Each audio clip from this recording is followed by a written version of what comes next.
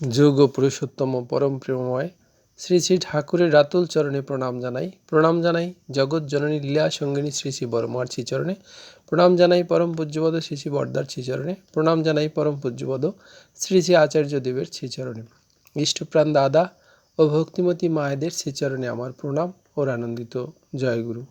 পরম দয়ালের একটি বাণী নামে মানুষকে তীক্ষ্ণ করে আর ধ্যানে মানুষকে স্থির ও গ্রহণক্ষম করে। বাণীটি ব্যাখ্যা করার মতো কোনো শক্তি আমার নেই, প্রসঙ্গ সত্যানুসরণের আলোকে চেষ্টা করছি মাত্র। ভুল ত্রুটি ক্ষমা সুন্দর দৃষ্টিতে দেখবেন। প্রসঙ্গ সত্যানুসরণে সতীশদা বললেন, নাম করলে মানুষের বুদ্ধি তীক্ষ্ণ হয়, আর বুদ্ধি তীক্ষ্ণ হলে সব জিনিস সে সহজে ধরতে পারে, সহজে বোধগম্য হয় তার কাছে। এখানে নাম বলতে আমরা যখন দীক্ষা নেই তখন আমরা কয়েকটি শব্দ পাই যা ঋত্বিক দাদাদের মাধ্যমে জানতে হয়।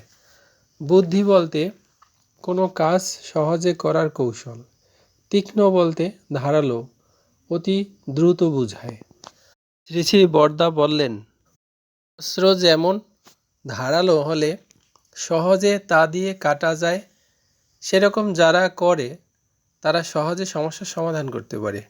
নাম ও ধ্যান একই সঙ্গে চলে, নাম করলেও ধ্যান হয়। নামের পুনরাবৃত্তি হলে কম্পন সৃষ্টি হয়, তাতে মস্তিষ্কের কোষগুলো সতেজ হয়। নাম নিজেই একটা শক্তি। মানুষ তার মস্তিষ্কের সাধারণত 10 ভাগ ব্যবহার করতে পারে। শরীর গঠন করতে গেলে যেমন ব্যায়াম দরকার হয়, তেমনি মস্তিষ্ক সতেজ রাখতে গেলে নাম করতে হয়। আবার ঠাকুরের উপর ভরসা থাকলেও তা হয়। যে ঠাকুরকে খুব ভালোবাসে তার ব্রেন খুব তীক্ষ্ণ হয়, কারণ তার সবই ইষ্ট স্বার্থে নিয়োজিত। যে ঈশ্বরকোটি বা ভক্ত, তার নামের পুনরাবৃত্তি, তার জন্য চিন্তা, তার জন্য করা, এসব তার স্বতঃস্ফূর্ত। এখানে যারা অনেক উন্নত সংস্কার নিয়ে আসেন, জন্মের শুরু থেকেই ঈশ্বরকে কেন্দ্র করে যাদের জীবন আবর্তিত হয়, তাদেরকেই ঈশ্বরকোটি মানুষ বলা হয়। যারা অবতরণ করেন তাদেরকেই সাধারণত ঈশ্বরকোটি বলা হয়। এদের মধ্যে কেউ কেউ মহাপুরুষের লীলাসঙ্গীও হন। এইভাবে চলার ফলে স্বভাবতই তার মস্তিষ্ক সতেজ হতে থাকে। আবার নিষ্ঠা সহকারে নাম অভ্যাস করে অনুরাগ আসে। এখানে নিষ্ঠা বলতে নিঃশেষে লেগে থাকা, অর্থাৎ আমি একটি কাজ করতেছি, সেই কাজটা যতক্ষণ পর্যন্ত সুসম্পন্ন না হচ্ছে ততক্ষণ তাতে লেগে থাকা, সেটা হচ্ছে নিষ্ঠা। আর অনুরাগ বলতে কোনো ব্যক্তি কোনো বিষয়ে বা বস্তুর প্রতি ভালোবাসা, প্রীতি, বন্ধুত্ব, পছন্দ, প্রণয়, আকর্ষণ, আসক্তি, টানকে বোঝায়।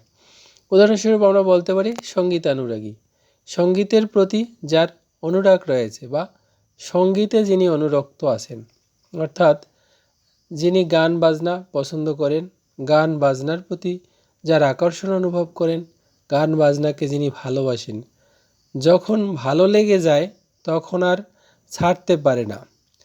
নিষ্ঠা নেই যার, সে দেখে অনেক দিন ধরে করছি অথচ কিছুই হলো না, ভাবে ধুত্তর ওসব করে লাভ কি, অবিশ্বাস আসে নিজের মনেই, এসব ছেড়ে দেবার কথা ভাবতে থাকে। আর ধ্যানে স্থির ও গ্রহণক্ষম করে। একজন স্থির, তার গ্রহণ ক্ষমতা বেশি। বুঝতে হলে মানে একটা সমস্যা আমার কাছে যেমন যেটা কঠিন, অন্যজনের কাছে হয়তো খুব সহজে সেটা করে দিল। মন সদা চঞ্চল, তার স্থিরতা আনায়নই সাধনা। জয়গুরু। অত্র বাণীর আলোচনার পরবর্তী অংশ পরবর্তী ভিডিওতে আমরা শুনতে পাব। জগতের সকল প্রাণী শান্তি লাভ করুক। সবাইকে আনন্দিত। জয়গুরু।